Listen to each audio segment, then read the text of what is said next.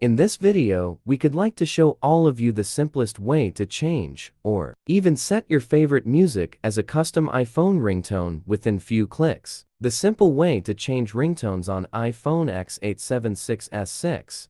Tap Sounds or Sounds and Haptics. Find ringtone under Sounds and Vibration Pattern. Select your preferred ringtone from the list. How to create and custom ringtones for iPhone with iTunes. Step 1. Open iTunes on your computer and choose the song you wish to use as ringtone from the iTunes library. Step 2. Right-click on the target song and click Get Info button, then tap Options. Now, you can set the music start or stop time according to your own needs. Step 3. Go to the top menu and select File, Convert, Create AAC version. After that, just copy and paste the file to the desktop. Step 4. Go to iTunes Media folder location to change the music extension from M4A to M4R. Then drag and drop this file to the iTunes library again. Step 5. Sync the iTunes with your iPhone and choose the custom ringtone into your iPhone. How to manage iPhone ringtones effectively. Launch the program. Connect iPhone to the computer. Click Music to view all music files. Choose Ringtone Maker from the submenu.